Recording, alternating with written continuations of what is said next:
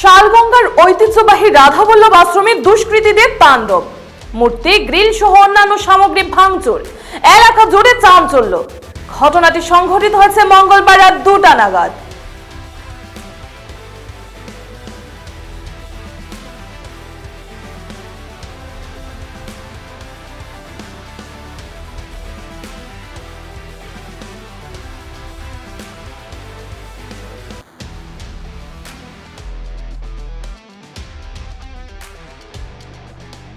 নমস্কার, আপনারা দেখছেন নববার্তা টুডে, সঙ্গে আছে আমি সুস্মিতা। শালগঙ্গার ঐতিহ্যবাহী রাধাবল্লভ আশ্রমে গভীর রাতে তাণ্ডব চালালো দুষ্কৃতীরা। আশ্রমের পক্ষ থেকে বরেণ্য গোস্বামী জানান, রাত 2টা নাগাদ দুষ্কৃতীরা প্রথমে আশ্রমের গেটের উপরে থাকা রাধাকৃষ্ণের মূর্তি ভেঙে নিচে ফেলে দেয়।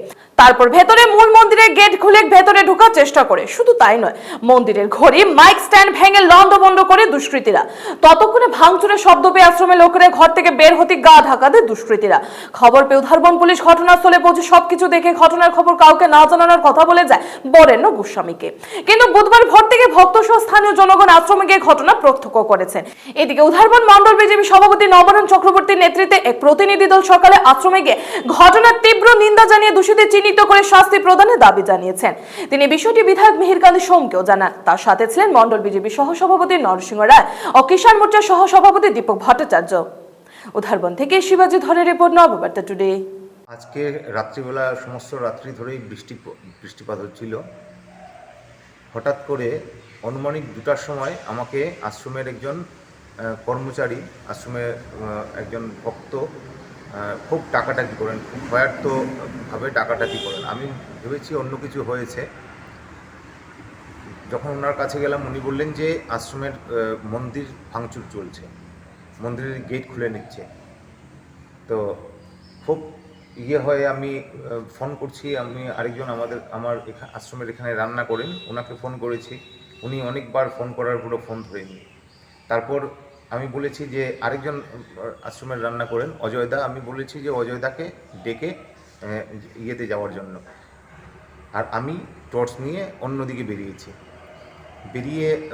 তখন অজয়দা বলেছেন যে এদিকে আসুন, সামনে আসুন, এসে দেখুন মূর্তি ভেঙে ফেলে দিয়েছে আর গেট খুলে দিয়েছে, মানে আমাদের ঠাকুরঘরের গেট খুলে দিয়েছে। তো এসে দেখি পুরো সমস্ত কিছু লণ্ডভণ্ড। তারপর আনুমানিক 2:35-এ আমি ওসিকে ফোন করেছি। ওসিরা এসেছেন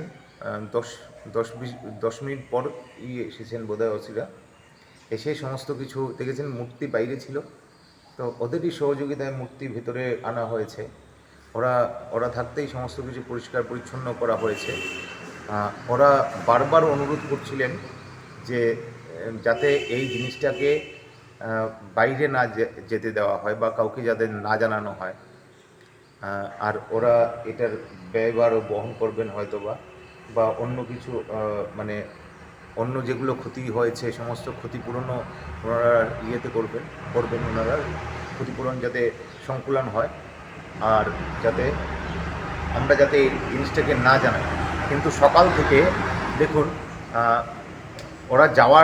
ওরা থাকতে সময় থেকেই আমাকে শালগঙ্গার থেকে ফোন করছে, বারে ফোন করছে, বাইরে থেকে ফোন আসছে। আমি একটাও ফোন ধরতে পারছি না, কারণ ওসি স্যার বলে গেছেন যে কাউকে যাতে না জানানো হয়। আমিও চুপচাপ করে গেট লাগিয়ে ফোন ধরছিলাম না। কিন্তু আমাকে আমার রিপোর্টার কি ক্ষয়ক্ষতি হয়েছে, মূর্তি ভেঙেছে, গেটের উপর মূর্তি ছিল, অনেক প্রাচীন মূর্তি ছিল, এই মূর্তিটাও ভেঙেছে। এখানের গেট খুলে ভেতরে ঢুকবার চেষ্টা করেছে, গেটটা পুরো খোলা হয়ে গেছে। শব্দ পেয়ে আমরা এসে গেছি, নাহলে ভেতরেই ভেতরে ঢুকলে তো আমাদের কুলবিগ্রহের মন্দির, কাত্যায়নীজির মন্দির আর মন্দির, এই কুলবিগ্রহের বয়স প্রায় 528 বছর চলছে। আজকে যদি এটা ক্ষয়ক্ষতি হতো তাহলে তো আর এই ক্ষয়ক্ষতি পোষানো যেত না। দুর্গা মূর্তি যদি ভাঙতো বা কাত্যায়নী মূর্তি যদি ভাঙতো, যাই হোক, আমরা ভগবানের অশেষ কৃপা যে আমরা সঙ্গে সঙ্গে চলে আসতে পেরেছি, সেজন্য কিছুটা হয়তো বা ক্ষয়ক্ষতির পরিমাণ কমাতে পেরেছি। আর দেখুন, আমি কারোর উপর অভিযোগ করছি না, আমি পুলিশের সক্রিয়তার উপরও আমার কোনো সন্দেহ নেই। কিন্তু ওরা বারবার বারণ করা সত্ত্বেও আমি বলতে বাধ্য হচ্ছি, না হলে আমি যদি না বলি অন্যরা আমাকে সন্দেহ করবে। এরকম সবাই আসছে আশ্রমে কি হয়েছে বলে। আমি কতজনকে না করব, কাউকেই তো মানা করতে পারছি না।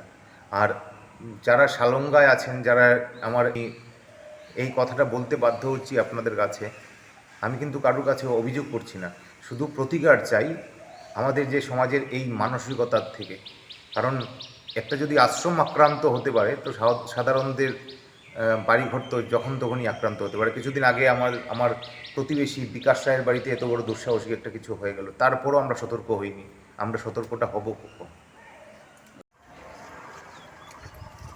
আমরা আজ ভোরবেলা খবর পেলাম যে আমাদের শালগঙ্গার ঐতিহ্যবাহী রাই কালাচাঁদ ও শ্রী শ্রী রাধাবল্লভ আশ্রমে কাল রাত হঠাৎ করে কিছু দুষ্কৃতকারী প্রথমে এসে গেইটের মূল প্রবেশদ্বারের মুখে যে উপরে যে মূর্তিগুলো আছে রাধাকৃষ্ণের, সেই মূর্তি ভেঙে ফেলেছে।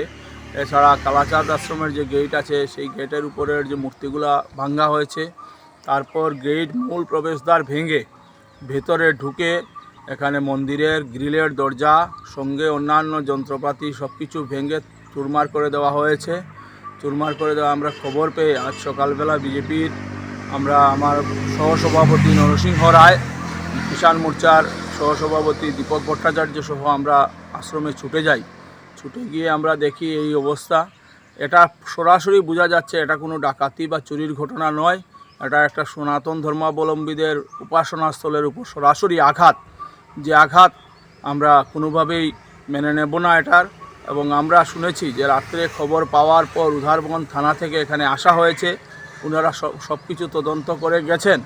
আমরাও থানার সঙ্গে এখনই যোগাযোগ করব এবং আমাদের মাননীয় বিধায়ক শ্রী মিহিরকান্ত সোম মহাশয় এই ব্যাপারে আমরা টেলিফোনে এইমাত্র ওনাকে খবর দিয়েছি এবং উনিও প্রশাসনের সঙ্গে যোগাযোগ করবেন এবং আমরা ইমিডিয়েট যাতে যে অরিজিনাল যারা দোষী এবং ওদের যে চেষ্টা যে এখানে একটা ধর্মীয় হানাহানি সৃষ্টির যে চেষ্টা, সেই চেষ্টাকে ব্যর্থ করে দিতে আমরা ওসি এবং উধারবন থানাকে আমরা এখনই যোগাযোগ করছি অল্পক্ষণের মধ্যে।